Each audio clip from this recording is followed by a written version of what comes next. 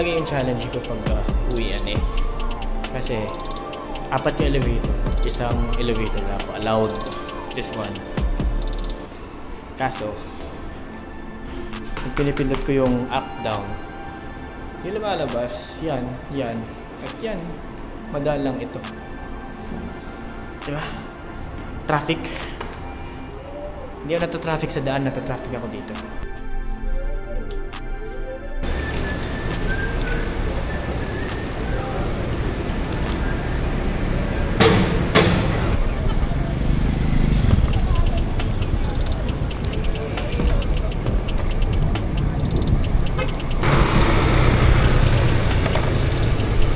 Going to be my first day vlogging, so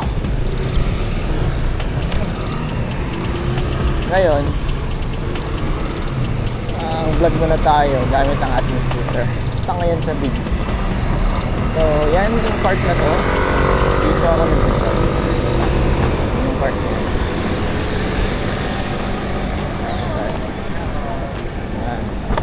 Yan yung part.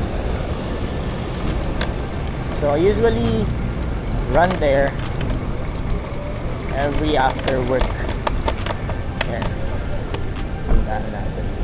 Dito, ano naman to eh? One way ito, pero siyempre makulit tayo. Hindi naman tayo binabawalan. Naka-e-scooter ako eh, so hindi tayo binabawalan. So they treat this e-scooter, yung mga naka-e-scooter as pedestrian.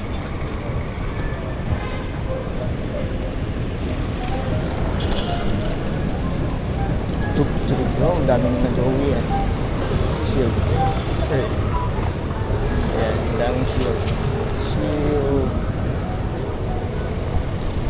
Let's go. And syempre, titingin muna tayo kung meron sa wala. Let's go. Ano tayo dadaan ha? Ayan. Medyo madalas.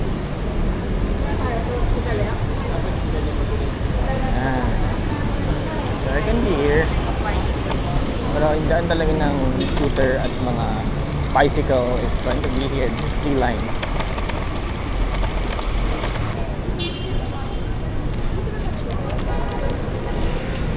Yo, ayan sila. Siyempre dito sa gitna. Bida-bida ako eh. Let's go! Ayan, tayo sa gitna para sa traffic.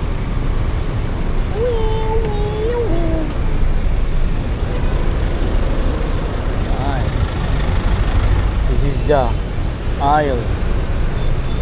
This is the aisle.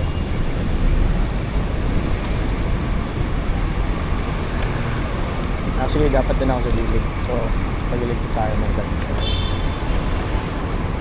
Ay, nag-preno ulit. It's okay, may pedestrian naman. So ito yung advantage guys, na-overtaken ko sila. Sakyan yan, overtaken ko yan, bilis yung scooter ko.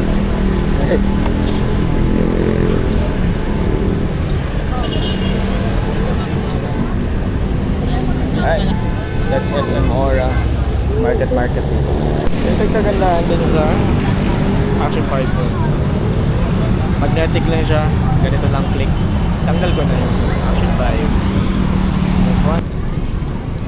So, I can feel the Christmas vibe in SM Aura. Yan yung traffic yan eh. Hanggang doon yan. Distak mo natin at 31. Bawas na tayo na delikado na yan sa akin dahil nakatayo ako. Case matumba ako o pilapon ako, hindi ako slide. Unlike magmotor, example, tumba. Nangyayari sa motor, mag-slide. Mas malaki yung chance na hindi mapatugtog. Eh wala pa akong helmet. Pagtugtog talaga ako.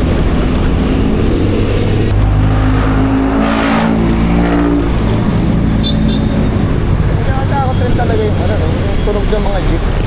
Kahit matagal na akong nasa kalsada, hindi ko rin kasi parang tansya yung yung ingay niya sa bilis. Yung ano ba? Yung ano ba?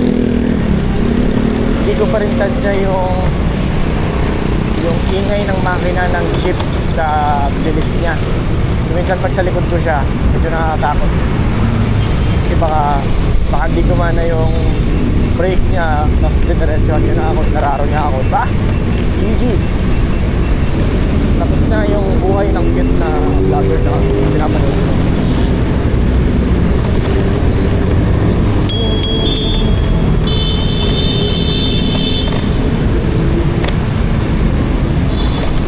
Dito ako guys, ang tilapon noon.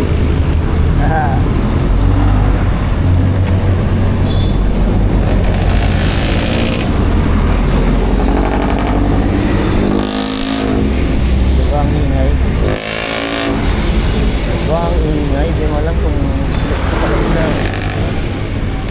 Ayun nga guys, sa C5, medyo nakakatakot rin talaga dumaan. For example, yan. Minsan nakakasabay mo pa ang lalaking truck. Tapos marami pang motor na minsan may makakasabay ka talaga na hindi mo alam kung lasing ba, nakadrugs ba, o biyak ba. So, ikaw na nag-iingat, may chance na magagamit ka. Kaya, ganyan, doble ingat ka, double ingat, and pray na safe yung biyahe mo. Pa yung maganda dito sa scooter. Diba, medyo natin titigil yan so na akit ako dito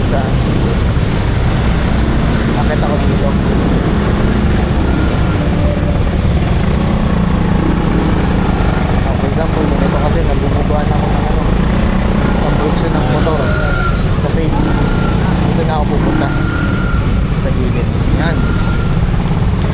Ayan. Overtake ko na yan sila lahat. Bang! Diba? Pwede naman ako dumaan sa gitna, pero mas safe dito.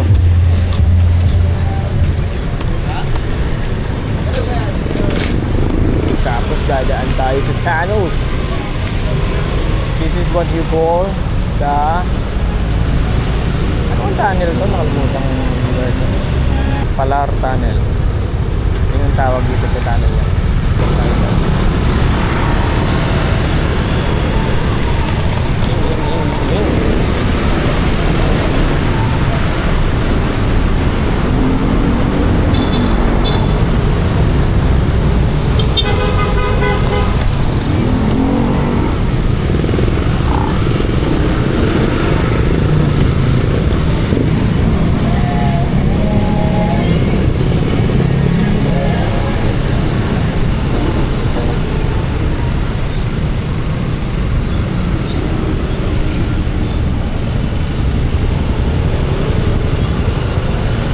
Chill. Wow. Pa naman ako nakapas.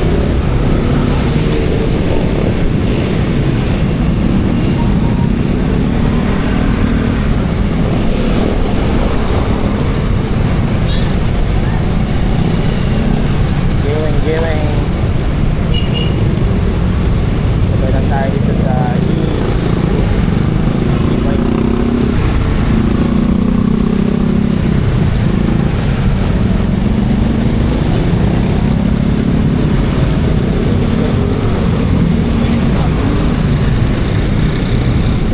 tayo.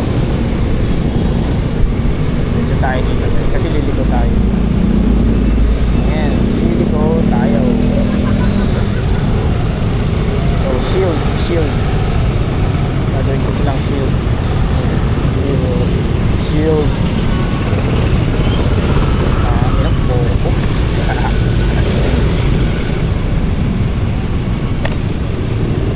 Effective ang shield. Traffic na yan.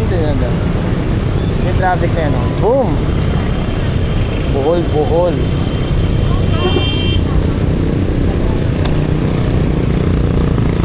Bahala na sila dyan kasi dito na ako. Ito na yung aking lugar. May makakita na akong tricycle. This is a subdivision.